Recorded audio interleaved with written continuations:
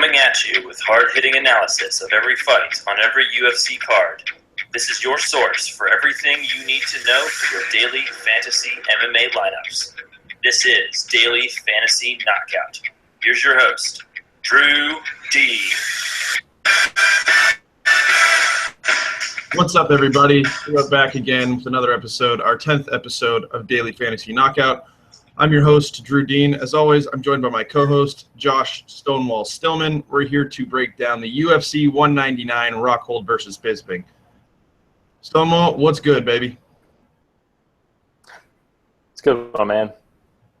For to do this weekend of fights, got a title championship doubleheader, so it should be a great weekend. Yes, it should. I'm really looking forward to it as well. Finally got a big card that we get to look forward to, stacked with a bunch of good fights. So, as always, you guys know the drill. We go through each fight, give our breakdown of who we think is going to win the fight and what we think the best path for profitability is on DraftKings. We talk about Vegas odds. So why don't we dive right into things. Our first fight of the evening is Polo Reyes versus Dong-Hyun Kim. Not the Dong-Hyun Kim who you guys are familiar with. This guy's a little different. He's newer. All right, so Reyes, I'm going to start with him. He's 6-3 in his MMA career. He's an aggressive striker. He likes to throw a lot of in and out feints. He's a very similar style to Dominick Cruz. Huge power in his hands. He fought a guy named Cesar Arzamendia. And he caught him real flush with the left hand after a separation, and he dropped him. I'm kind of concerned by him, though. He's not really afraid to brawl. When he fought Arzamendia, he got into just reckless, abandoned exchanges. And that being said, he tends to be a little sloppy. He's not the most polished striker on the feet, and it does leave himself open for counter-strikes, counter-attacks of that sort. His grappling, they interviewed him, and his grappling is not his priority, but he stands by his grappling. He's been training it in camp. And then watching the Arzamendia fight, his takedown defense was absolutely brutal. He was taken down 3 times in the opening round. So there's really not much footage on him that I've seen. I know he was on The Ultimate Fighter, but I didn't get to see too much of that. Same situation with Dong-Hyun Kim, limited footage to go off of. He likes to keep the fight on his feet. He's finished 6 of his fights via strikes. He changes stances lots. He throws a variety of leg kicks. He does a really good job of hiding them and not telegraphing them. And same with Reyes. He brings the heat. He's not afraid to get in there and engage. And he's tough as nails. He fought Dominick in his last fight out, and he just got peppered, and he took it all. Until the 3rd round when he got slammed on his head and knocked out, which was pretty cool. It was a pretty cool knockout. You don't see that too often. His grappling, he was dominated against the fence versus the bigger and stronger Dominick Steele. He still did a great job using leverage to his advantage because he's a little smaller, and he used great knees to limit the damage from Steele. Once he was on his back, though, Steele was just too big and strong and overwhelmed him, and clearly Kim's disadvantage is on the ground. Without looking at Vegas odds, I forgot to mention to everybody, Josh and I don't look at Vegas odds until we give our analysis, and then we give our picks, then we look at DraftKings, then we look at Las Vegas. So to me personally, this fight seems pretty even to me. These guys are both bad or inexperienced on the ground, so I don't see the fight going to the ground. In the event that it does go to the ground, I'm going to go with Reyes, but I just don't see Reyes taking him to the ground. He's not as big and as imposing as Dominick Steele is. So I think this fight stays on the feet, and it turns into a striking war, and I'm going with Kim on this one. I really don't have a stronger opinion on either one of these guys due to the limited sample size of their footage that we have. I just think Kim was a little more polished on his feet against Steele as opposed to Reyes. So that being said, I'm going to go with Kim, and I'm going to take him via decision. Looking at Vegas for the first time, that's pretty accurate. Both Reyes and Kim come in at minus 115, so that is a coin flip according to Vegas, and the over/under is 1.5 rounds, and it is favored to go over -150, and under is +120, which still isn't too bad. So there could be a finish in this fight. Polo Reyes packs power in his punches. Dong Hyun Kim, I think, is the more polished on the feet. I'm going to go with Dong Hyun Kim in this fight.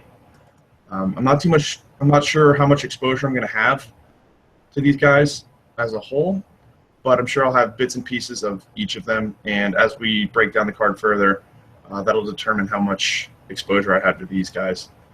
Do you have anything to say about that? Yeah, with like the odds to finish being, the over/under being a round and a half, you like them for tournaments, right? I mean, like, yeah, it's hard to trust either one of them, given like how, sparse the footage is on them. But you can sprinkle them into your tournament lineups for sure. It's given that it's supposed to finish. This is interesting. I'm looking at DraftKings, and DraftKings has Dong Hyun Kim priced at 9,300 and Reyes at 10,100. I don't know why the big discrepancy there. Yeah, I know that they've after they bought Countermove, I know that they kind of like changed their algorithm to kind of like go off of not just the odds anymore, which I think opens up value for us. So definitely, I think Kim probably makes the better play here, coming in $800 cheaper, and for a coin flip fight, I mean, you're getting like big time salary relief for that. Yeah, I would have to agree with you on that one. So I wish we could have a stronger opinion on this one. We're going to side with Kim, but probably going to have some exposure to both due to Reyes' power in his hands. Moving on to the next fight, Kevin Casey versus Elvis Mutapchik. Yeah, man. Yeah, so I got this one. So this is one that I admit that I didn't put a whole lot of time doing like a deep dive analysis on because I don't really in of Kevin Casey as a fighter at this point. I mean, he's very limited, very, very middleweight. He's got like on the upper hand left is his like main big power punch. I mean, he's got power in it, but he doesn't do a good job of stringing punches together. So he's not really to be on the feet. He's got a grappling pedigree. I think he's a black belt in jiu-jitsu. That's sort of like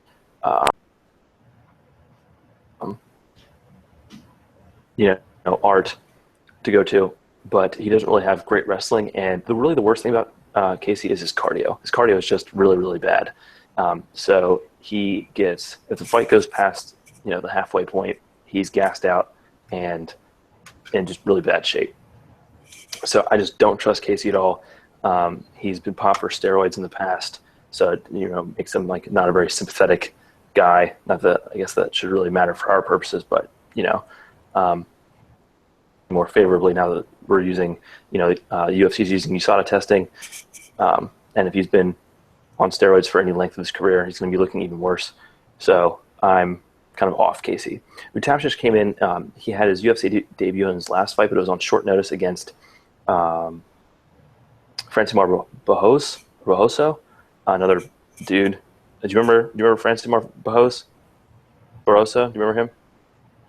No, I'm unfamiliar. No. Yeah, you definitely are familiar. He just fought Nikita Krylov like a card or two ago. Yeah. Okay. Remember, like probably the most boring fighter in UFC history. He was like 3-1 going into the Krylov fight. Just terror, just god awful. So Mutapchik was fighting up a weight class at 205 against Bahos, and ended up losing a decision against the bigger, probably more powerful guy. He couldn't like really get off his kickboxing, but Mutapchik is a pretty solid middleweight prospect. Middleweight's probably one of the thinnest divisions in the UFC, but he should be a UFC caliber fighter for sure. He is just well-rounded in every area. He's got a really good chin. He's got pretty solid stand-up. He, unlike Casey, he puts his punches together pretty well, and he's got a pretty solid overall game. So I like Mutapchik in this one to get the late TKO victory, maybe in the second or third round after Casey wears down. Sounds good. Let's take a look at Las Vegas. Mutapcic comes in at -160, and Kevin Casey is +130. The over-under is set at 2.5 rounds, and it is favored to go under at -135, -135, excuse me, and it's the underdog to go over at +105. Let's take a look at DraftKings next. Kevin Casey comes in at, wow, this is ridiculous. Kevin Casey comes in at 9,800, and Mutapcic comes in at 9,600. So there's some big value to be exposed there if you're going to go with Mutapcic. Definitely. Yeah, I would probably be on him anyway, even if he wasn't a big value. But yeah, I like Mutapcic here, definitely. Casey, you could throw in as a tournament play in case he can land that overhand left, but I won't have very much exposure to him at all. Mutapcic, I'll definitely have in at least some of my lineups. I'll think about him in cash, but we'll see kind of how the rest of the card plays out. I think there are going to be some low-priced cash options that you like, but for under 10K for a dude who I like to get a finish, I think Mutapcic makes a good play. All right, let's move on to our next fight of the evening. It's in the light heavyweight division. Jonathan Wilson versus Luis Henrique da Silva. Same story with this one. Limited footage on these guys. I tried the best I could. Wilson, he's 7-0 in his MMA career. He's finished off 6 of those via strikes, and 5 of those were in the first round. This guy packs huge power into his punches. He's a southpaw fighter. One thing I did notice about him is he seems very heavy on his feet, and he kind of plods around and stands in the pocket and just looks to bang. And his favorite punch is his left hand. He packs all sorts of power into his left hand. Moving on to Da Silva, he comes in to his UFC debut at 10-0. All 10 of his wins are knockouts, and they come in under 3 rounds. He has not made it past the second round. Same story with him, very limited footage. I saw a few things on YouTube about him. What I saw and gained from that was he's very fluid on his feet. He has vicious leg kicks. He's athletic. The dude's built. He's chiseled. He just looks like an athletic fighter. Whether or not he puts it together, I don't know. So I'm kind of going out on a limb on this one as well. With the limited footage on these guys, it's a really tough call. I think I'm going to slide with Da Silva on this based on his athleticism and the huge power that he has in his punches and his kicks. And I'm relying on his athletic ability to pick apart the stationary target that is Wilson. So I'm going to have exposure to both of these guys across the board, I think, because somebody's going to go down, and I'm hoping that Da Silva is the guy to have his hand raised at the end of the fight. So I'm going to go Da Silva by TKO in under 2 rounds. Looking at Las Vegas odds, they disagree with me. Da Silva is +175 as the underdog, and Jonathan Wilson is -220. The over-under is 1.5 rounds, and it is favored to go under at -140. So look for this to be a popular play in GPPs and, across the board, across the industry in MMA. Looking at DraftKings, Da Silva comes in at 8,700, and Jonathan Wilson comes in at 10,700.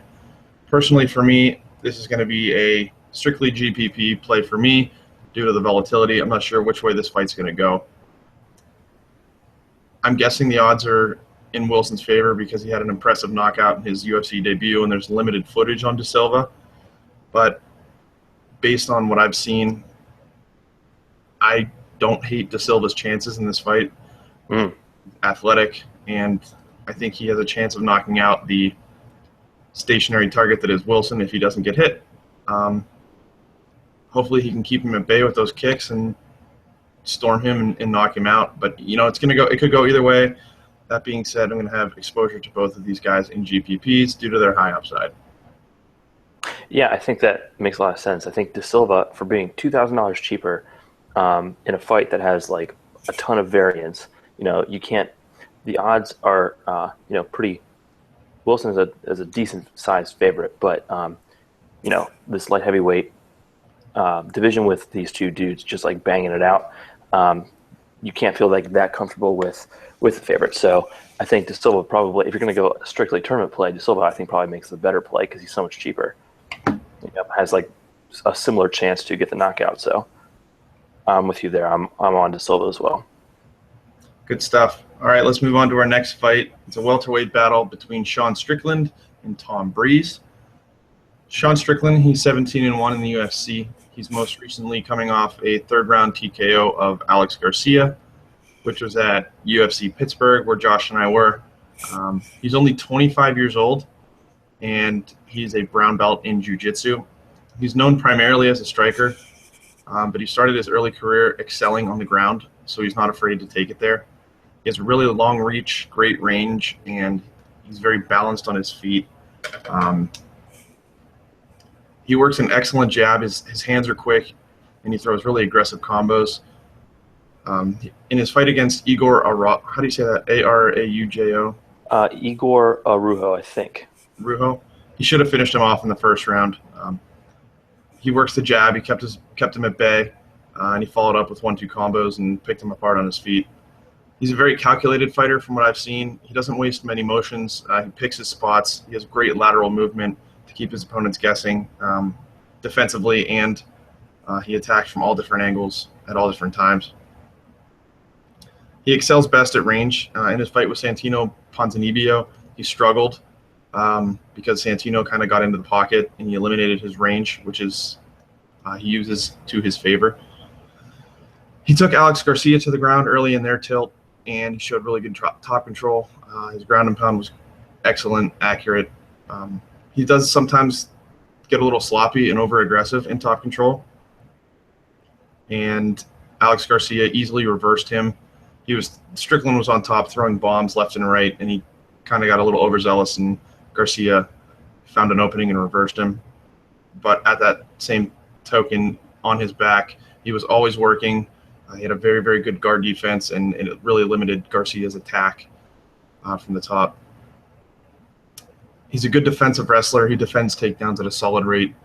Before the Garcia fight, he started training with Dan Henderson on his wrestling. And you can only assume that it's going to get better from there, as he's such a young fighter and he's learning every day. He has a high output. He does a really good job game planning and adjusting to the fighters, his opponents, as the fight goes on. His chin's solid, great gas tank, and I tell you what, this kid's game. I've been on this kid since before the Pittsburgh card. I did a bunch of research on him, and we got to see him live, and the hype was real for me. So if you can't tell, I'm leaning Strickland in this fight, and that's kind of why I'm choosing him, or crafting my argument to why I think Strickland's going to win. But let's touch on Breeze next. This kid's an up-and-coming prospect as well. He's 10-0 in his MMA career. He's only 24 years old, and he fights out of TriStar Gym, and he also has a brown belt in jiu-jitsu. Before his last fight against Nakamura, he had finished all 9 of his opponents. Like I said, he's on the hype train. His striking, he's a quality striker. He's a southpaw striker. He throws a hefty amount of lead jabs and leg kicks. He likes to establish range. He fought Cathal Pendrin and knocked him out in the first round, and he throws the stiff left jab all throughout his fight. When fighters pressure him, he tends to become a counter puncher. He has huge power behind his counter punches. Pendrin kept rushing in, and Breeze just picked him apart and popped him and broke his nose with one of his shots. And his boxing is elite. He has really, really good boxing, and his hands are super, super fast. So he wants to keep this fight on his feet. When his most recent fight against Kato Nakamura, it was a pretty heavily grapple contested affair. He showed good grappling defense and transition abilities, but I don't really want to look into it that much because the size discrepancy between the two fighters was so large that I think he was relying on his size. He could use his size to, get out of positions and defend easily because of the size discrepancy. You know what I'm saying? So a similar grappler at the same size, would make it more difficult for him to get out, and he kind of relied on that size, and it was easier for him to get up. He didn't need the higher level of grappling skill. He relied on his size to overpower and get off of those positions. Spoiler alert, we got another fight like that coming up in a little bit. Looking forward to it. Yep. But anyway, yeah, against the high-end grappling of Strickland, I don't see him having the same success, and he's never shown great takedown defense. So with that being said, I'm going to go Strickland in this fight. The hype train for Tom Breeze, is rolling through the station. He's 10-0. I was on board with him. He was running through all of his opponents until I watched this recent fight with Nakamura. He was stifled by the grappling of the much smaller fighter and relied on sheer size advantage to reverse those positions. Against Sean Strickland, I don't think he has that same success, and I see Strickland using his reach and grappling acumen to take this fight via decision. You got anything else to add? I'm a little bit surprised that the odds are as close as they are, to be honest, because you're right about the Breeze hype train for sure. So given that Strickland is only 9,100 and the fight is pretty close, do you think he makes a pretty good cash play, or do you like him in tournaments more? I like him in cash games, I think, because he's cheap. I expect it to go to decision to rack up points. Mm-hmm. I don't see him finishing Breeze. So my philosophy in GPPs is I want fighters that I'm going to pay up for and they're going to finish the fight, or at least have a chance to. And I don't Strickland. What do you think about Breeze as a tournament play? Sprinkle him in potentially. I mean, he's throw him in here and there. He's 10-0 for a reason. He's got finishing ability. Anything can happen in MMA, but sure. I mean, I'll throw in a couple lineups with him, but I won't be heavily invested, I don't believe. Mm-hmm. Okay. Good deal. So next up we got featherweights, Cole Miller and Alex Caceres, Bruce Leroy. So this is kind of an interesting fight. Both these guys are coming in on short notice, right? This is the fight that was originally supposed to be BJ Penn versus Dennis Sieber. And first Sieber dropped out and Cole Miller came in, and then BJ got popped for something like an IV or something like that. Like he said that he used like an IV, and USADA's like, can't do that. And he's like, oh, I didn't know I couldn't do that. And they're like, you're off the card. And he's like, but I'm BJ Penn. I can do what I want, but apparently not. So in steps Alex Caceres on only a few weeks' notice to fight Cole Miller, who was only fighting on, I don't know, a couple more weeks' notice. So it's an interesting fight. Both these guys are pretty long and fight pretty long, and they're both pretty good grapplers as well. But I side with Miller because while Caceres would probably win a straight-up kickboxing battle because he is he does, I don't know, he can fight at even longer range than Miller can. Miller's got pretty technical, tight, but pretty basic kickboxing. He flashes the jab a lot, the 1-2, 1-1-2, throws leg kicks, front kicks, the occasional head kick. But other than that, he doesn't really do that's, like I said, pretty basic, but pretty technical kickboxing. Versus Caceres, who's like all flashy, crazy stuff. Like he'll throw jumping switch kicks from super long range, or flying knees, or big back fists, or front leg side kicks, or whatever. He's just all about like kind of flashy, crazy techniques to try to keep opponents off balance. Caceres' problem is that he can sometimes he leaves his hands low, and he does a good job of like sliding out of range most of the time, but he can sometimes get caught by punches that he doesn't need to if he would just keep his hands up. So Caceres is kind of just like the wild card in general. He's not necessarily super powerful, but with all the crazy stuff that he's throwing, it doesn't take one of those kicks that he's throwing lands flush, he could put you down. But Miller is shown to have a pretty solid chin, so I don't really see that happening here. So I think Caceres could probably, like I said, win if it was just on the feet the entire time. He would probably do a better job of keeping Miller uncomfortable and outside of his range for the most part. But I think the X factor here, or the reason that I side with Miller, is because of Miller's ground game. He's a very, very high-level jiu-jitsu stylist, and Caceres is good. He's a really good scrambler, but he's, reckless, just like he is on the feet. So he can sometimes go for submissions without having the position, lose the position, get reversed.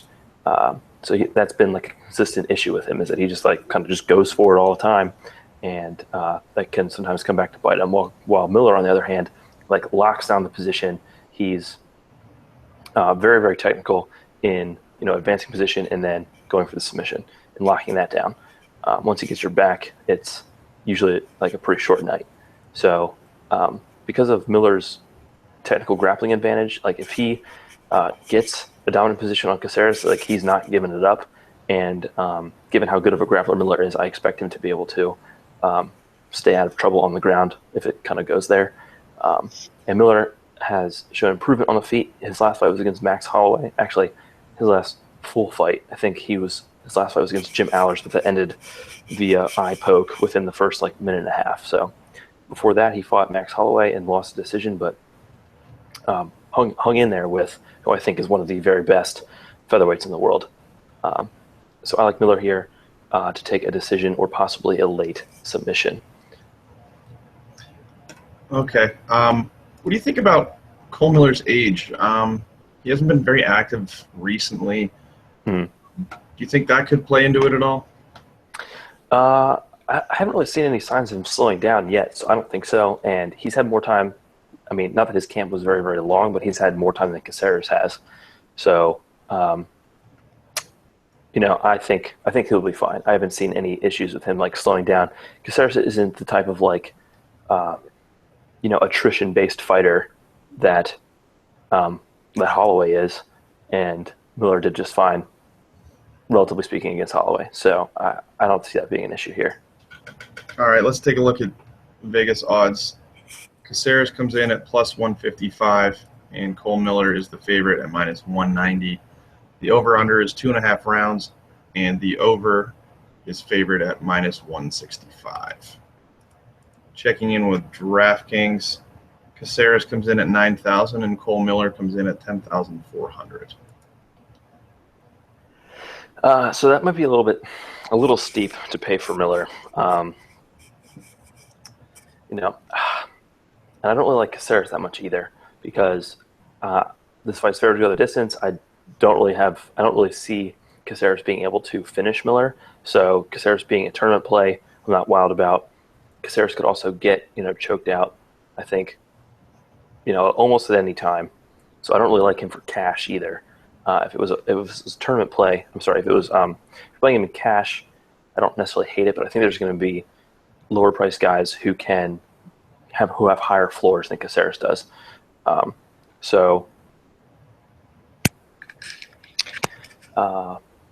not sure that I'll be on this fight too much. Possibly some Miller in some tournaments in case he's able to get the fight to the floor and lock up a submission pretty quickly.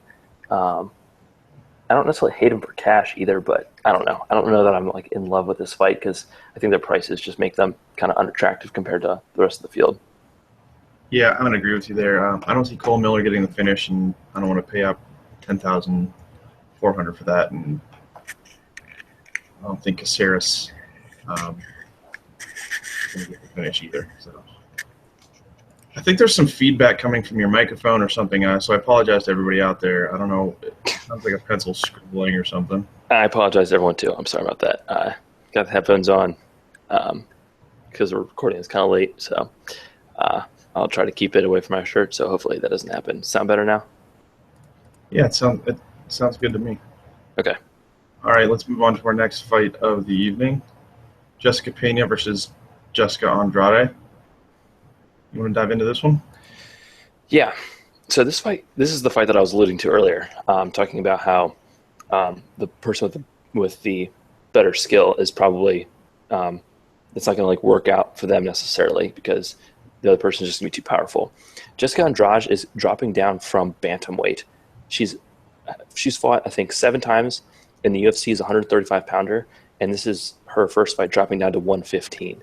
So that is the X factor, I think, in this fight is, can she make the weight, and can she look like she's not dying as she does it? She last fought, I think, at 135 in like September, so it hasn't been that long. I mean, it's been 8 months or whatever, 9 months. So I guess that is a decent amount of time. But I mean, she's dropping down 2 weight classes. She has to drop an additional 20 pounds. It might just be that she didn't really have to cut weight like at all before. She was always shorter than most of her opponents, but she was also pretty strong. She was like ragdolling girls at 135. So if she can make 115 and keep some of her strength, I think she's going to be a straight beast at 115. And so I think that's why Penne is going to have a hard time with her in this fight, because Penne herself is actually a former atom weight. She fought in Invicta at 105 pounds. So there's like a giant disparity in their original weight classes. I think Andrade probably would prefer to fight at flyweight at 125, but they don't have a UFC division for that for her. So we'll see how she looks at 115. But if she can make 115, I think that she is going to have a good night here. She's not a great grappler, and she's gotten herself in trouble just like, I mean, she's a pretty solid wrestler. Like I said, she's very strong. She's got good throws. She's got a really good sprawl. She's got good takedown defense. And in the clinch, she's got pretty strong takedowns herself. But against Marion Renaud, she knocked Renaud down with a punch. Dove into her guard, got stuck in a triangle, powered way out, and then dove right back into another triangle and got tapped out. It's like, what are you doing? So that is sort of like her grappling in a nutshell for me. She is heavy on top, but not the most technical by any stretch. Penne, on the other hand, is a very technical grappler, is a very skilled grappler. She's good from her back. She's good on top. But I think she's going to get a pretty big size and strength disadvantage here, and her stand-up is not very good. She has a nice jab, but she doesn't really move her head at all when she throws it, and she doesn't really throw like powerful enough punches to kind of keep Andrade at bay, who's used to taking shots from 135-pounders. So my general take on this fight is that if Andrade can make the weight and keep the strength that she had before, she's going to be ragdolling Penne around, and I think that she's going to be getting either a dominant decision or a late TKO as she just kind of like wears down Penne with ground and pound or something like that. That's a hot take. That's a real hot take. Looking at Vegas odds, Jessica Andrade comes in at plus 120, and Jessica Pena is minus 150. And they set the over-under at 2.5 rounds. The over is favored to hit at minus 240. Yeah, I know. It's I am not online with Vegas at all, but Andrade is a beast. She's a beast. I mean, she was beasting on people at 135. She was always strong. She was always powerful there. And so I think, like I said, if she makes 115, she's going to be a monster. I think the line is sort of set up based on probably based on their previous performances in UFC and maybe even on their skill. Penne, I think, might be, like I said, I think she's the more skilled grappler, but I don't know. We'll see what happens. I mean, maybe I'm way off, but after watching a decent amount of film on both of them, that's kind of my take on it. So Andrade is 9,200 on DraftKings, and Pena is 10,200. Yeah, I'm probably staying away from Penne. Yeah. Sorry, why am I saying Pena? Yeah, for more than 10,000, I don't know. I mean, she could lock up a triangle like Marion Renaud did on Andrade potentially, but I think Andrade is gonna be able to just like power out of stuff like that and just keep battering Penne. So I like Andrade in this, definitely for tournaments and maybe even for cash, given that she's 9,200 and I really like her chances. All right, good stuff. Let's move on to our next fight in the FS1 prelims. Beneil Dariush versus James Vick. Okay, let me jump back to my stuff here. Okay, so both these guys have fought pretty recently. Both of them have fought within the span of us doing this podcast, and it's only 10 episodes old, so pretty recently for both of them. Vick is coming off a decision victory over Gleyko Franca, and Dariush is coming off his second loss to Michael Chiesa via second round rear naked choke. So Vic has been kind of the underdog, I think, in a lot of his fights. He keeps getting put up against these hot prospects like Nick Hine, Jake Matthews, and he keeps beating them. He's undefeated, 8-0 or 10-0 or something like that. And now he goes up against Dariush, who's like a top 10, top 15 lightweight. So he's getting a pretty big step up in competition from a like tough Brazil winner to a legit dude who's been around the UFC and is like 5-2 or 6-2 in the best division in the sport. I think that ultimately Dariush is gonna be too much, but everyone keeps counting out or always counts out Vic, and he always comes up with a way to win. So I wouldn't be totally shocked if you were able to do it here. He's a little bit similar to Chiesa in like his length. So if he's able to do well in the clinch, he might give Dariush problems, but I don't think that he's the clinch fighter or the grappler that Chiesa is. Chiesa is like a prodigy there, pretty much. He's super strong in the clinch. Chiesa is, and Vic he's got an issue with getting hit pretty often, and he's got an issue with getting taken down pretty often. He gets taken down in a lot of his fights because he's very, very tall, very, very long, and he does a good job of fighting long a lot of the time. But if his opponent can get in on his hips, he's usually going down because he's just like so freaking tall, and it's not hard for them to get in on his hips. Let's see. And Dariush is coming out of King's MMA. He's a really, really good kickboxer. Black belt in kickboxing under Rafael Cordero. Black belt in jiu-jitsu. That's probably his best. That is his best, facet of the game is his grappling. So if he's able to take Vic down, I don't see him getting tapped by Vic here. That would be pretty crazy if that happened to get to Dariush. So I like Vic was going to try to make it ugly, I think, but I think ultimately Dariush is going to be too much for him everywhere, and I think that Dariush ends up taking a decision in this fight. Okay, good stuff. Let's look at Vegas right now. James Vick comes in at plus 160 as the underdog, and Dariush is minus 200. The over-under is 2.5 rounds, and the over is favored to hit at minus 190. Looking at DraftKings, James Vick comes in at 9,400, and Dariush comes in at 10,000. So, given that it's favored to go the distance, I think Dariush makes a pretty solid cash play, given that he's a pretty heavy favorite and he's only 10K.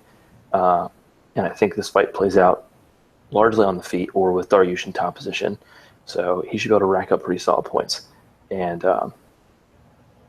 he also, he's got the ability to finish. He's a really, really high-level grappler. So if he gets the back or something like that, it could be over. Vic, given that he's 9,400, I need to look at like the lower priced options, like in that order. I'll pull it up in a second. But in any case, I don't think I really like Vic too much for tournaments, but for cash, given that he's 9,400, this fight is supposed to go the distance. He's long and throws a pretty solid volume. I don't hate him, but I'm probably not going to be on him too much. I think there's probably, like I said, better options. I think Urijah Faber is going to make a pretty solid cash option because he's like $8,000 and the fight's like heavily favored to go all 5 rounds. So, anyway, just an example. All right. What do we got next? I just lost my spot. Brian Ortega versus Clay, the Carpenter Guida. This is the last fight on FS1 prelims. I'm going to touch a little bit on Clay Guida. Everybody knows what you're going to get with Clay. First off, he has the longest, nastiest hair in all of MMA. Comes out and he does this jerking head movement, lots of feints. He pushes forward behind a 1-2 combo all the time. The dude's got a motor. He's go, go, go, go, go. He always puts on great fights. But the one thing that he always relies on and still relies on is his wrestling ability. It's his bread and butter. He works over a suffocating clinch game and top game. And he's active, but a lot of the times, his ground and pound is undamaging. You know what you're going to get with Clay. Nothing flashy, nothing crazy. He's going to go, go, go, use his wrestling and try to squeak out a decision or submission. I can't tell you the last time he knocked somebody out. I don't remember. Yeah, dude, I Actually, I just looked at the finish prop for Guida. Guess what his finish prop is? It's like totally insane. It's like plus 1100 or something crazy. For him to finish? Yeah, like people have like zero confidence in him to be able to finish the fight. Yeah, here it's bananas. So you good? Is that all you wanted to say on Guida? Yeah, I mean, is there anything else to say? I mean, that's like beating a dead horse. We know what we're going to get with him. It's wrestling. Yeah. Ground and pound. Lay on his opponent, look for submissions, top control. Be awkward on the feet. Yeah. Ineffective for the most part. Yeah. Dance around and flap his hair and sometimes get into a war. So. Yeah. So Ortega is a really, really hot prospect at featherweight. He's already beaten two dudes who I think are ranked ahead of Guida. He submitted Diego Brandao and he TKO'd Thiago Tavares in his last two fights. So two like top 15 featherweights. He's already polished them off. He had a pretty big speed bump before that, testing positive for steroids or something like that. He was hot. He popped for something, which sucks. I mean, you kind of expect, or it's a little bit more like understandable if like there's an old dude who pops for steroids because they're like if they've had like a long career and like they've got all these injuries, or they needed to like keep up with younger fighters. It's like a little bit more understandable. But then like when a dude who's like 23 pops, it's like, what are you doing, dude? It's, I don't know, upsetting because he's really, really talented, really, really fun fighter to watch. So hopefully that's done with. Hopefully, USADA helps curb some of that stuff. But anyway, so Ortega's got maybe the nastiest guard in the division. He's just filthy from his back. What really impressed me was, I think it might have been against Brandao. I know he cut open Tavares with elbows from his back too, but he does this really cool thing which I think more people should be doing because it looked really, really very effective. As someone's in his guard looking to ground and pound, he does a really good job of slipping his head to the side and then like using one hand to pull their head into one of his elbows. So he's like pulling and smashing them in the face with an elbow as he avoids their ground and pound. And he did that a couple of times like right in a row, and I was like, I don't know, I was just super impressed by that. I mean, he looks like one of the rare fighters who can win fights from his back by doing damage and by throwing up submissions. You like very rarely see that now, but I think even like some bonehead judges would be able to understand, like be able to see that he's winning the fight from his back a lot of the time. His nickname's T-City, so stands for Triangle City. So that's his go-to submission. And so he's just wicked from his back, triangles, arm bars, very, very good grappler. So given that, and his striking is coming along, it's not obviously as polished as his elite ground game. I'm not sure if he's a black belt yet. I know that they do sometimes he does the Gracie breakdowns with Henry Gracie. I'm not sure if he's a black belt yet, but anyway, he's very, very good. And his striking's coming along. He's super young, so that part of his game is developing. So I like him big against Guida. Guida, I think these two guys are going in totally opposite directions. Guida is coming off of a guillotine submission loss to Tavares in his last fight, and Ortega disposed of Tavares not that long ago, 2 fights ago or something like that, by third-round TKO. So I think, that's MMA math for you, but I don't think Guida makes a very good, or I think Ortega makes a really bad matchup for Guida. Guida, maybe if he stayed on his feet the whole time, stayed on his bike, and just tried to punch the entire fight and stay totally away from the ground game, which he comes out of Greg Jackson's camp, so that might be what they do. But if you were able to do that, he might be able to win a decision, but that's not what Guida likes to do. He likes to push forward into the clinch, work for takedowns, and Ortega's totally fine getting taken down, going to his back because he's lethal there. So I see him getting a submission on Guida by like the second round, maybe the third, perhaps. But I see him finishing the fight. So you do see Ortega finishing the fight? Yeah, I think he's finished the last 2 dudes that he's fought, Brandao and Tavares, who I think are both better than Guida at this point. So yeah, I do. All right, I like the analysis. Let's move on to the main card. Hold on. We got to do DraftKings and. Oh, we didn't do. I don't think so. Well, we didn't talk about how we like them anyway because we just did the analysis. I'll dive into the DraftKings line. Vegas has Clay Guida as a plus 210 underdog. Ortega comes in at minus 280. The over-under round is 1.5. The over is favored to hit at minus 220. Looking at DraftKings, Clay Guida comes in at 8,500 and Ortega comes in at 10,900. So that's a steep price to pay for Ortega, but I forget what his finish prop is. What's Ortega's finish prop? I think it's reasonable. Let me see here. Ortega wins inside distance minus 120. So he's, coin flip for him to finish the fight, straight up. So it's 10-9 is pretty steep for that, but I think he's a heavy favorite and got that upside. So I don't hate him in cash. Let me go back to DraftKings and look at some of their other higher priced dudes. He's right above Max Holloway and right under Hector Lombard and the two champions.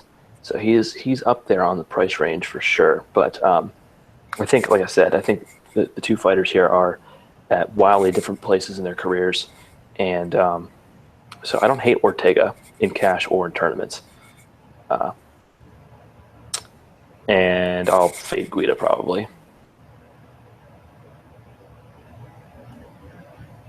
You're taking what? I said I'll fade. I said I'll take Guida. I said that was contradicting. No. Yeah, sorry. I root for Clay because he seems like a good dude and he always puts it out there. But he's in the twilight of his career, and Ortega is the better fighter. And I think I'm going to agree with you on this one. Yeah, it would be a huge win for him, and he would really rewrite that narrative that he's on his way out if he could get a win here. So good luck to him. But yeah, I really like Ortega here. Good luck to him, he says. Yeah. All right, let's move on to the first card on the main card. Dustin the Diamond Poirier versus Bobby Green. This is going to be a striking affair. Would you agree with that? Disagree? Poirier averages 4.67 strikes per minute, and Bobby Green averages 4.34. And both of them average just under, Poirier averages 1.7 takedowns per fight, and Green is 1.26. So I see this as a possible fight of the night. This is going to be fun on the feet. What do you think? Yeah, I definitely agree. I'm a huge mark for Poirier. We know. Yeah. Yeah. When he was fighting Joe Duffy, I was really worried for him, and he smashed that dude up. But I agree with you. I think it's going to be a striking affair. Poirier was able to basically take down Duffy late in the first, and that really changed the complexion of the fight. He was getting beat up on the feet by Duffy's very excellent boxing. That's sort of the problem with Poirier, is that he's very offensive but has got some suspect striking defense. And so he was able to minimize that problem by taking Duffy down and smashing him in the face. And I don't think he's going to be able to do that consistently against Green, who has 81% takedown defense rate. I think Green comes from a wrestling background himself, which I don't think that Poirier really does. Poirier has developed some functional wrestling, but I think that's Green's background. So I have a hard time seeing Poirier being able to get the fight to the ground. So I agree with you here. That's probably going to be a striking battle. Do you want to say any more before I kind of jump in with the full analysis? Or No, man. That's all you could. Okay. So maybe this is just the mark in me going for Poirier, but I do slightly favor him in this fight. He's looked like a total beast since moving up to lightweight. I mean, I thought he was pretty much a beast at featherweight too, but he's very, very young, only 26 or something like that. He's been around the UFC for already 5 years or something, so he's got experience. He's still got youth, so he's still improving. So I think he's more dynamic, more diverse on the feet than Green is. Green's got an interesting striking style. He sort of he likes to pressure forward. He likes to pressure opponents to the fence, where then he unloads a flying knee. But he kind of has this kind of weird awkward, like feinting movement. Not exactly like Guida, but he does feint a lot to try to like keep opponents off balance.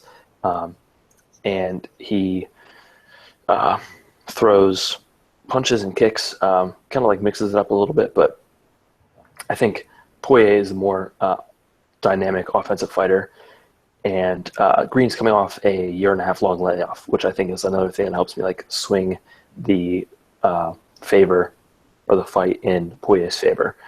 I also give the grappling edge to Poirier. I think he's got a really, really good front headlock series. He's already got a couple of wins in the UFC by Darce choke.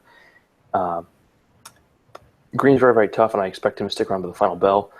But I think it's going to be a close fight, and I hope that I'm not just like marking out for Poirier, but I like Poirier to win this one by decision. Yeah, I'm right there with you, looking at the footage as well. Poirier looks like a star in the making, dude. He always comes out, he's game.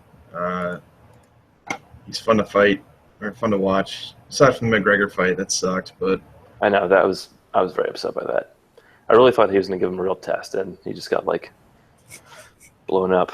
Very sad. Yeah, he got lit up. So, yeah, let's take a look at Las Vegas. They have the Diamond, Dustin Poirier, coming in at -220 as the favorite. And Bobby That's Green. right. Yeah, my boy. Let's go. Bobby Green comes in at +175. The over-under is at 2.5 rounds, and it's favored to go over at -210.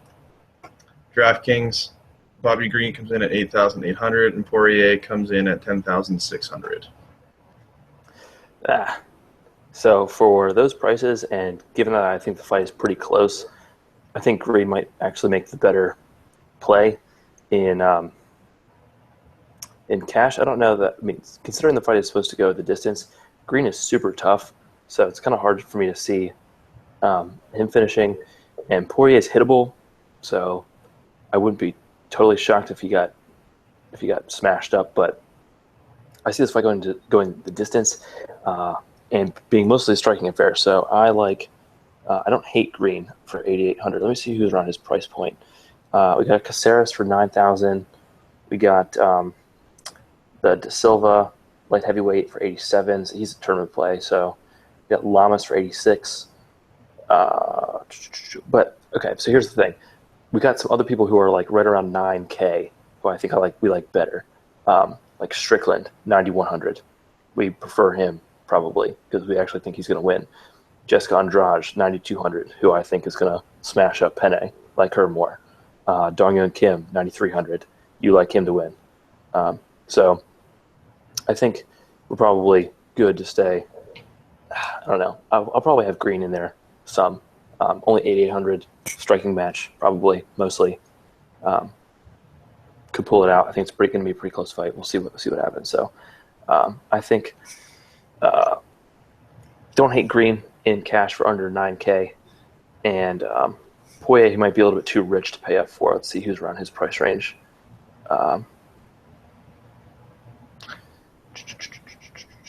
He's in between Cole Miller and Max Holloway. And I probably like him more than Miller, but not as much as Max Holloway. So, yeah, you got any more thoughts on this one? No, I agree with the pricing issue that we talked about. Could go either way, and I see Poirier going to a decision. So if you guys haven't figured this out yet, I say this every episode. If I'm paying up 10,600, I expect to finish. I'll let my lower price guys squeak out decisions. But yeah, I want to finish if I'm paying that. So I'll throw some Bobby Greens into GPPs, I think. Maybe Poirier into cash. I'm not too sure where I'm going to go with this one yet, but I definitely like Poirier to win the fight. I'll put it that way. Yeah. I got to sprinkle some of my boy in there a little bit. Yeah, I mean, we got to have some sort of rooting interest when we're putting in a few lineups. So, all right, let's move on to the next fight. Dan Henderson versus Hector Lombard. Oh, God. This is going to be a disaster. This is another one of those fights where Josh and I kind of glossed over. We kind of know what to expect. If you've watched these guys fight before, you know what's coming. Yeah. Dan Henderson is known for his wide array of wild strikes. I apologize when I say that. He's known for one thing, and it's the overhand right. It is the H-bomb. And he's been throwing. Dude. Dan Henderson is all about the wheel kicks and the and the leg kicks. Well, I guess he does throw the leg kicks a little bit, but he's all about those combos with his hands and flying knees. Yeah, all day with Hendo. Yeah, but Hendo's been fighting since 1912, and he's throwing the right since that day. I still wouldn't want to take it off the chin, I'll tell you that. No doubt. So, a quick overview of this fight. Me personally, I see Hector Lombard winning this fight. Dan Henderson's chin is no longer what it used to be, and it's fairly fragile, and he's getting up there in age. I think Lombard storms him, knocks him out in the first round. He throws heat as well. Both these guys throw significant strikes, over 2.5 times per minute, and they both throw heat. The only issue is Lombard's jacked up. If Henderson, turns this into a lengthier fight, Joe Rogan says, you need oxygen to get to those big muscles, blah, blah, blah, blah, blah. I guarantee we should have a bet on that if he says that or not. We should bet on that. Yeah. That, along with the, he needs to turn this into a body triangle so he doesn't wind up turning over into his guard. Every time. It's classic Joe. That's just classic Joe. I love him. But anyway, I'm going with Lombard in this fight. Josh is going to dive a little bit more into the analysis, but I think him and I are on the same page. And he's going to tell you why we think Lombard is the guy in daily fantasy this weekend. Yeah, I mean, you hit on the basic thing. I mean, this is not a good fight for Hendo. Like, what are you doing taking this fight right now? Your chin is clearly not what it once was, and you're fighting Hector Lombard. Like, the dude is guaranteed to mash your face in for at least the first couple minutes of the fight. I mean, he put a hellacious beating on Neil Magny in the first round, but then he gasses out. So Hendo, I mean, he could land the H-bomb, I guess. His fight with Belfort, his last fight with Belfort, I think they basically stood around and looked at each other for 2.5 minutes, and then Belfort threw a head kick and then some punches and knocked him out. It was the saddest thing I've ever seen. So Lombard doesn't really throw kicks like that. So maybe as he's trying to get in range to land his big bombs, Hendo can hit him with a counter right. So in any case, this is a straight tournament play for me. Obviously, I mean, of course. But Henderson basically has to survive the first round, and the way that he does that is by you can't even really tie up Lombard because Lombard's so freakishly strong in the clinch, and so he's got to kind of hope that they just stare at each other for a little bit for most of the first round. Lombard maybe throws a flurry, but Henderson's able to kind of avoid it for the most part, and then he's able to kind of take over in the second and third round. If the fight goes to decision, I like Henderson because you can't trust Lombard at all after the first round. But I'm with you on this. I think the first big flurry that Lombard unleashes is going to put Henderson down, which is very sad. I hope that isn't not what happens. I kind of like Henderson, but this is not the dude that he should be fighting. He should be fighting, I don't know, Tank Abbott. Someone who doesn't throw giant bombs like this, like C.B. Dalloway, who's a decent fighter, can box, but isn't going to throw giant haymakers at his fragile chin at this point. So anyway, straight tournament play. I think you can sprinkle both dudes in, given how cheap Henderson is, only 8,400. That was my next question. I mean, Henderson's been counted out due to his age and all these fights, but who did he knock out? Did he knock out Shogun, or he knocked out somebody? His last win was against Tim Boach. That was it. Yeah, he knocked out. Wasn't that back and forth? He was It was in 40 seconds or something. I'm thinking of something different. No, it was the Shogun fight. Their first fight that was crazy back and forth war, and then he ended up they had his rematch, and I think he knocked Shogun out in the third round of that fight, which was still kind of a war. But since then, I forget what he's done since then. I think He got smashed up by Cormier that one time. By Vitor. He got knocked out by Mousasi, like in the first round, which is like Musasi's not known for one hit quitting people. And he got knocked out by Mousasi. He lost to Ford. He beat Bosch. He lost to Mousasi, and he lost to Cormier. Okay. And then he beat Shogun. But yeah, I'm agreeing with you here. I think Lombard's the play. I think he's worth every penny of that $11,000 price tag. I'm definitely going to have a couple flyers in there with Hendo because never count the old man out. If that right hand's got power in it. But yep, we're going to go with Hector Lombard in this one. So, all right, let's move on to our next fight of the evening, Max Holloway versus Ricardo Lamas. And yes, this is based on that reaction. This is your boy. I'm going to let you take this one. Dude, I'm all about Max Holloway, the blessed one. He's so blessed. We are so blessed that he's fighting. The more that he can fight, the better. Bless up. Bless up, dude. Major key alert. Bless up. Who is that? Who says that? Are you kidding? Yeah, I stay away from anything that the high school kids are into. I'm just like, get out of here with this. I hate you. He's the greatest musical artist of all time, DJ Khaled. DJ Khaled, yes. I think you did tell me that. Major key alert. Major key alert. Yeah, I'm super lame old teacher now. It's very sad and upsetting. That's why I need to turn this into like full-time job so I can go back to being cool on Twitter again and not be the lame teacher. That ship sailed, my friend. Yeah, probably right. In any case, Holloway is my boy along with Poirier, just all action, all offense dudes. But Holloway is, at this point, I mean, he fought Poirier. I think these two guys fought, Poirier and Holloway, in Holloway's UFC debut when he was like 20, and Poirier was 23 or 22 or something like that, but had a little bit more experience, was bigger and stronger at the time, and smashed Holloway up. I think it would go the other way this time. Holloway has developed into one of the best, most exciting dudes on the roster. I love it every time he fights. I think other than Aldo and Edgar, that basically no one in the division has anything for him, and that includes Lamas here. Lamas does his best work when he can. His nickname is the Bully, so he wants to bully people. He likes to get in top position and smash on fools. His knockout of Eric Koch with elbows was vicious.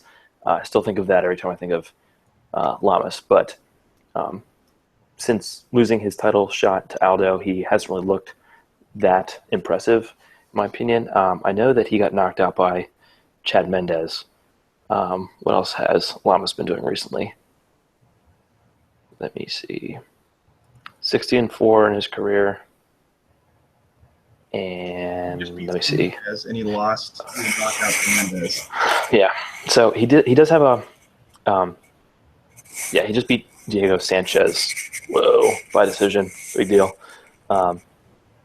He got knocked out by Mendez in the first round. He did guillotine Dennis Ramirez in the first round before that, which was impressive. So I guess other than getting knocked out by Mendez, he has looked pretty solid. Although he couldn't put away 95-year-old Diego Sanchez. That dude just won't go away. But I just think Holloway he's too dynamic. He's too good on the feet. Like other than maybe Aldo and McGregor if he ever comes back down to 145, and maybe Edgar. I don't think anyone can hang with Holloway on the feet at 145. The dude is just a whirling dervish of violence, kicks, both stances, switches stances, just mixes everything up. Super fast, super dynamic, and he's also on the ground now as well. He's hard to hold down. He's got an offensive guard. He's really good at getting back to his feet. He's really, really fast and good in scrambles. So Lamas might be the better straight-up wrestler, and he has a harder ground and pound, and he might be just stronger, but I don't think that he's going to have much for Holloway on the feet and to really threaten him. And I don't see him being able to like unleash ground and pound because I don't think he's going to be able to hold Holloway down for like any length of time. So I like Holloway in this one to either get a late stoppage or a pretty dominant decision. I agree with you. I think Holloway is going to keep this fight standing and use that to his advantage to pick apart Lamas. I don't see a finish happening. Let's look at his finishing record here. He knocked out Oliveira. That was the weird fight, though. Like, Oliveira had like a funky esophagus injury or something. Like, yeah. So he doesn't finish too often. He finishes pretty often. He didn't finish Jeremy Stevens, but he finished Cub Swanson. Yeah, and then he Akira Kurosani. Like, I'm not putting too much stock in that. It was so long ago. He's fighting at upper echelon fighters. Yes. I personally don't think he finishes the fight. Let's take a look at Las Vegas. Ricardo Lamas comes in as the underdog at plus 250. Max Holloway is the favorite at minus 350. And the over-under is 2.5 rounds. It is favored to go over at minus 230. DraftKings has Ricardo Lamas at 8,600 and Max Holloway at 10,800. Man, this fight's going to be this is going to be difficult. I'm interested to see the winning lineup in this the GPPs. Yeah, for sure. This card is crazy. Because Holloway at 10,800, I mean, you expect to finish out of that, and we'll get into the same thing applies to the next fight we'll talk about for me personally, but I don't know. I just don't see Holloway finishing the fight, and at 10,800, do I want to pay up for that? Who knows? Maybe there aren't a lot of finish. I don't know. We'll see what happens. I got to construct my lineup before I can give my opinion on that, but cash game play, GPP play, what do you think? Is there any chance Ricardo Lamas wins this fight? Put it that way. I have a really hard time seeing it, honestly. Maybe I'm just, giant mark for Holloway, but Holloway's a pretty solid favorite, plus or minus 350 or something like that you said. So I think you can put Holloway in really either category. I think he's got more upside than a guy like Cruz does, who's $500 more. I think with 2 less rounds to work, I think that Holloway's got a better chance of finishing the fight than Cruz does. So he's not going to have as much time to work, but I think it's like you said, he's going to keep the fight standing, mostly striking affair. He's going to put it on Lamas, I think, and rack up solid points on his way to either a dominant decision or a late stoppage. So I'm probably going to have exposure to Holloway in both categories here. And I'm probably not going to really have a whole lot of hardly any of Lamas. Let's see who's around Lamas's price. He's 86. He might be I don't know. Bobby Green's $200 more, and I think Bobby Green's chances are a lot better. But anybody under Lamas, you got Bisping, Faber, Henderson, Guida. You're not going to play any of those guys in.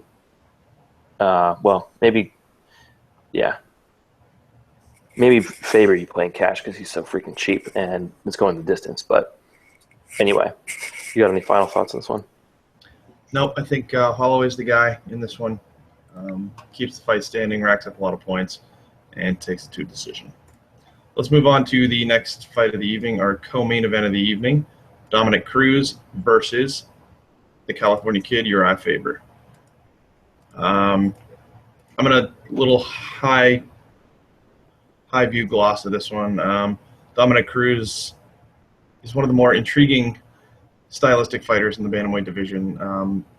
He's always in and out and throws a ton of feints and jumps around. And Urijah Faber is right hand wrestling, strict overhand right, and tries to get his opponents to the ground and look for that guillotine.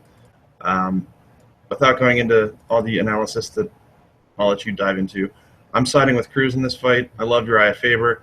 I don't really like Dominick Cruz that much. I like his personality. Urijah Faber is just a likable guy, and I want to see him win the title one time in the UFC before he calls it a career. And you got to think this is his last shot at the title. I thought that was the last time. I mean, I heard on a radio show that they said, like, what if TJ Dillashaw was able to get back to the championship and like Cruz won a couple of fights in a row? Don't you think they'd Yeah. throw him in there. So, you never say never with this, with Faber. I didn't think he was going to make it back to the title after his last fight, but he's got that name, which the bantamweight division is largely devoid of, outside of Cruz maybe. I think to your point about Cruz being kind of unlikable, he definitely has an abrasive personality, but he is. And I feel bad that he feels like he's picking on Faber a lot, and Faber is really likable, dude. It's he's like a surfer bro.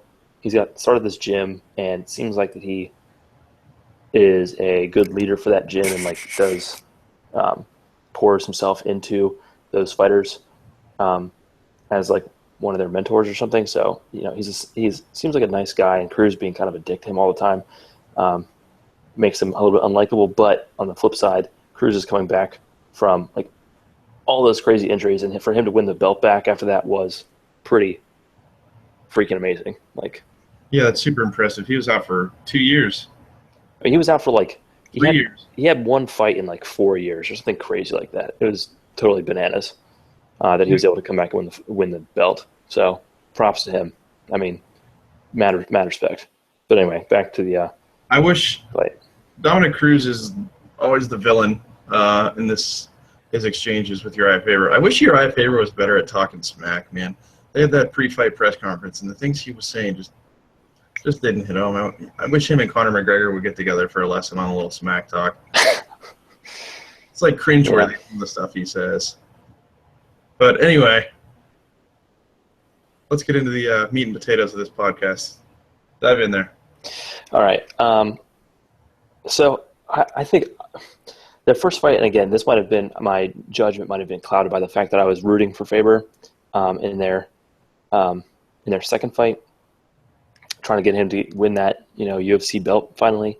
In that fight, my view of it was that Faber was landing the harder punches. He was going for the finish, and Cruz was dancing around and landing pitter patter punches and racking up points and scoring the occasional takedown, but he wasn't threatening. It never looked like he had Faber in any kind of danger, and Faber looked like he had Cruz hurt or rocked or shook at least a few times with his more powerful overhand rights, like you were saying. But with that said, I went back and looked at the stats when I was doing research for this fight, and Cruz outlanded Faber 90-50 and took him down 4 times to Faber's 1 takedown. So, I mean, it's a pretty clear-cut decision. I didn't necessarily think that Faber won. I just thought it was close because of the power differential. But it seems like they're kind of going in opposite directions at this point. I mean, it's kind of hard to say that given that Cruz was out for so long, and then even in the Dillashaw fight, he was really hurt. Wasn't he barely walking at the end of that fight? You remember that? Yep. Yeah. So, but he's fighting Faber, and so that he's going to come and bring it and not quit. And him losing the trilogy to Faber would probably make Cruz's head explode, literally. He would probably die. So I really think that Cruz is probably going to be taking control in this one. Faber hasn't looked great of late. He's coming off a win over Frankie Saenz, who's a relatively anonymous dude. A solid fighter, to be sure, but Faber's last really good win was the submission over Michael McDonald, who was at the time 22 years old. And that was a couple of years ago. Since then, I know that he lost to Barao. No, he lost to Edgar, and maybe a Barao in there again as well. But in any case, so I just think it's probably going to be a more lopsided version of their second fight, where Cruz outlands him a whole bunch, gets more takedowns. I hope that Faber has some sort of game plan to thwart this. No one's really been able to figure out Cruz really at all. But the first person to do it, I have a hard time seeing that being the 36, 37-year-old Urijah Faber. So Cruz by decision is the pick. Yep, I'm totally in agreement with you there. Cruz is just a better fighter. He has Faber's number, and the increasing age, I think this is Cruz's fight. Las Vegas agrees with us. Urijah Faber comes in at plus 350. Dominick Cruz is minus 500. The over-under is set at 4.5 rounds. And the over is favored at minus 230. That's crazy. DraftKings, Urijah Faber is 8,100. Dominick Cruz is 11,300. So I got to pass on Cruz in this one for that much and with very little chance of scoring the finish. I probably don't really want a whole lot of Cruz. That was my next question. Do you think the winning lineup has Cruz in it? No. Absolutely not. I totally agree. Not in a GPP. I mean, if you had Cruz in a cash game, like, could you win? Yeah, but pass. I think, definitely give me Rockhold for, what is Rockhold? 11-4. $100 more, and he's going to probably finish this fight within 2 rounds. So he's going to, Cruz with 5 rounds to work, he could rack up solid numbers, but, very unlikely that he scores as many as Rockhold, I think, probably. I mean, he would need to hit Faber like 150 times or something totally crazy to even come close. So probably going to pass on Cruz. But definitely think about Faber in cash games as like the super bargain basement fighter who 5 rounds to work. Maybe he comes in with some kind of insane game plan and is able to make the fight close, or whatever. Let's just assume that he loses. But in any case, for $8,000 and 5 rounds to rack up some points, you don't hate that. Am I right, or what do you think? Yeah, I think that's awful contrarian because Cruz could neutralize his attack for 5 rounds. I don't know if I'm going to have much exposure to Faber. Maybe. I don't think I'm going to play Faber in my cash game lineups. I really don't. Yeah, we'll see what happens. We'll see when we try to put it together. But I mean, if you go Rockhold and then Faber, I don't think, and they sort of offset, kind of like end up with like an average price there between the two of them. I don't know. I don't hate it, but we'll see what happens. All right, that sounds good to me. Let's move on to the main event of the evening. Luke Rockhold, the champion, defending his strap against Michael the Count Bisping. Similar overview on this one for me. I'm a Bisping fan. He always sells a fight. He puts it all out there. But this is Luke Rockhold's fight to win. I think he's the superior fighter. And I see him finishing this fight before it gets to the cards. And the championship stays with Luke Rockhold.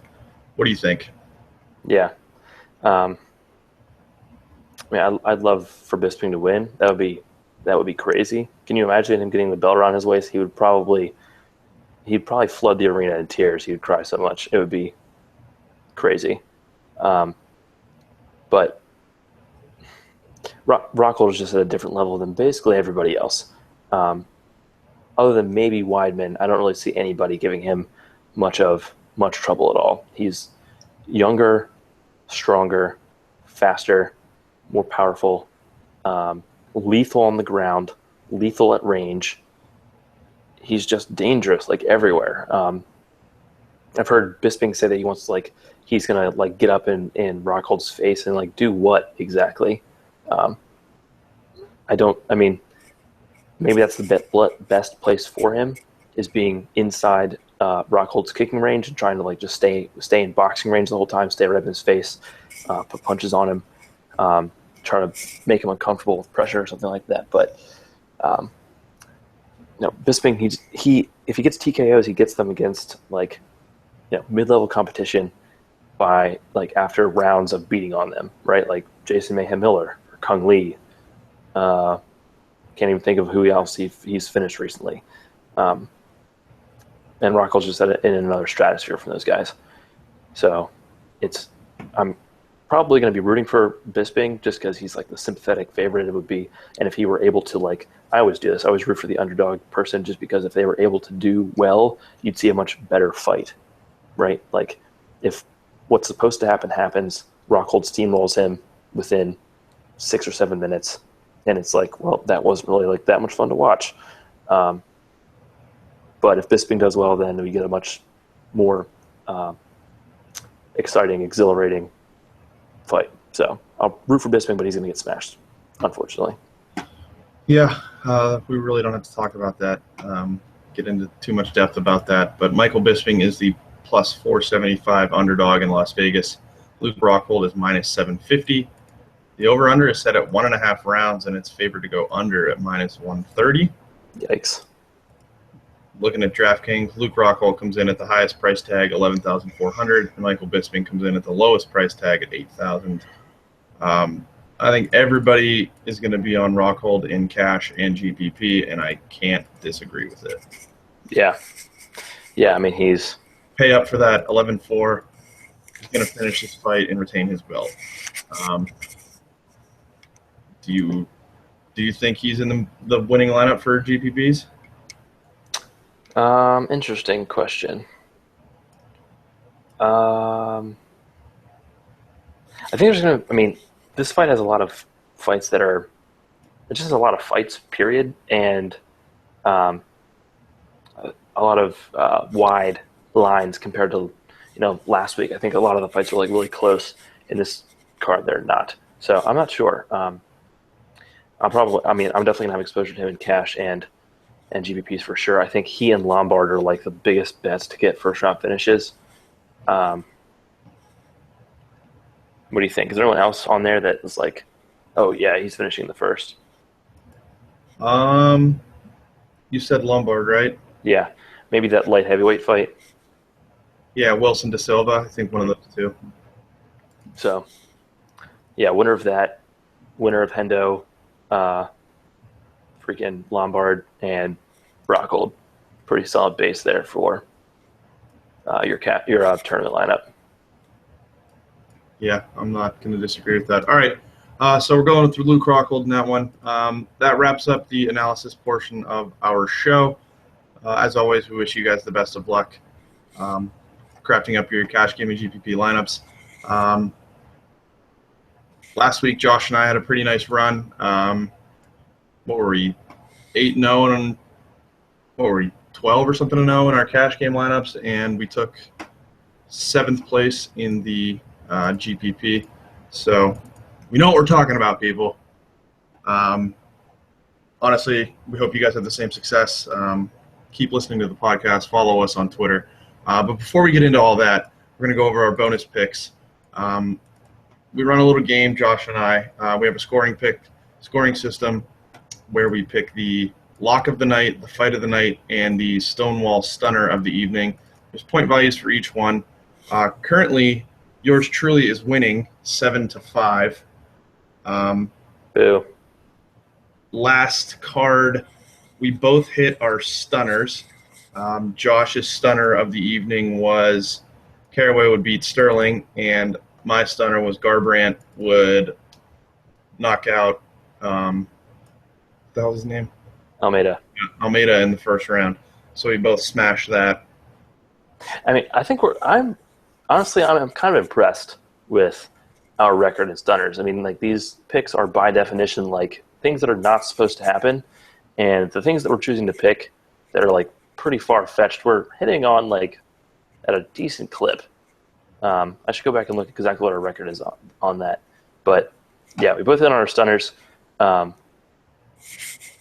it wasn't like we were picking anything like super outlandish. Like, I picked Frank Mir to retire after he got knocked out by Mark Hunt. That was like, a bit out there. But these were just like straight fight picks, basically, that were Caraway was like the biggest dog, and Garbrandt was a dog as well. And for him to pick him to knock out in the first round was, not favored to happen by any stretch, and we were hitting on those. So go us. That's what makes it fun, though, man. Just go out on a limb and who cares? Let's just make it interesting. All right. For this week, who is your fight of the night? Ooh. I always do this. We never prep. I never prep before this. Just coming in hot. I think my fight of the night is gonna be Mutapcic Casey. Are you kidding? Yes, I'm definitely 100% kidding on that. No disrespect to Mutapcic. He's cool. Nice, dude.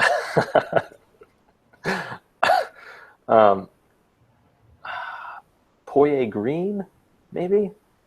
Or, yeah, let's go with that. Poirier Green. That's my fight of the night pick. You always get to pick first, and you always steal my thunder. No, I don't. You always pick first. You always pick the lock first. That's what you do, which is freaking cheap. I don't think this is another thing. We always pick fight of the night, and I don't think either one of us has ever hit on a fight of the night. Like, it's a total crapshoot. I'm gonna go with Holloway and Lamas. Yeah, that was gonna be. Yeah, makes sense, right? Yep. All right, what's the next one? Our bathroom break fight of the night. Yeah. This fight has no implications on the scoring. This is just the one fight where you're probably gonna have a better time in the bathroom than you will watching this fight. I'll go first on this one. All right. Casey Mustapchik. Okay. I don't know. I think Mustapchik might make it a little bit compelling. But yeah, Casey's brutal. Actually, no. Can I go with Ortega and Guida? You can, but I think you're wrong. Ortega's a freak on the ground. He's fun to watch. All right, now you're in my head. I'm going with my original pick, Casey and Mustapchik. Okay. That's fair. I'm going to go – I think it would be cheap to go with Dong Kim and Reyes just because we don't know a whole lot about them. They're probably going to do something crazy. Bathroom break. I'm going to go Strickland Breeze. Not really that enamored with either of those dudes, so that's my bathroom break. All right, that sounds good. Moving on to the lock of the night. Who is guaranteed to win their fight? If I go with the person who I think is guaranteed, Rockhold is the person who's guaranteed to win this fight. I mean, God, I feel really bad saying that. We're going to split on this. You're going to take Rockhold, I'm going to take Cruz, or vice versa. Yeah, that's not fun. Whatever, it is what it is. Yeah, I mean, it is the lock, so. All right, the Stonewall Stunner of the evening. Go ahead, Princess. You can pick first. Okay. What if I picked Henderson? Henderson, my first round KO. Was that a stunner? Yeah, you're stealing my thunder yet again. Oh man, that's cheap. That's the cheap thing, though. Steal it. Let me look here. Is there any other big dog that I like? What about? Yeah, see, I want to pick. If I pick something other than whatever, screw it. Let me just make sure there's no other big dogs on here. I'm gonna go. Jessica Andrade finishes Jessica Penne. All right, that's fair. I'm gonna go either. I can go on either side of the coin on this one. I'm gonna say Henderson gets knocked out and then retires. When does he retire? Post-fight interview? When he's on the mic. Yep. We gotta make this rule. Post-fight interview, he retires. All right. God. Breaks my heart. Yeah, this is horrible. I hope that doesn't happen. All right. Well, that wraps up our 10th episode. Thanks, everybody. On that high note. Thanks for everybody for joining us on our 10th episode.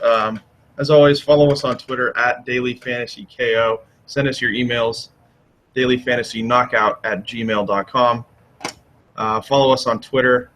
WHODEANY16 is my personal account. Josh is Stonewall MMA. And Josh has a blog that he keeps up with. It's an awesome blog on Roto Grinders, and I'll let him talk about that. Yeah, so this week, I'm doing the blog like I do every week. On the blog, I give you the all the fight metric stats. This is kind of a quick turnaround, so I didn't really do a super long analysis for all the fights. I just kind of hit on the picks and gave a little bit of, sort of like the podcast, like a little bit of analysis of why I think each of those guys is going to win. And then talk about the fights from a DFS perspective. So you can find that on rotogrinders.com. If you do an opponent search, my handle on there is JDS86. And the blog on there is called Daily Fantasy Knockout. All right. Yeah, I think that's it. Thanks again for joining us, guys. Our next episode will be for the Saturday, June 18th card, UFC Fight Night, McDonald versus Thompson. For my co-host, Josh Stonewall Stillman, I am Drew Dean. Thank you again for joining us. Good luck this weekend in your tournaments and your cash games. And we'll see you guys next time. Peace. Peace.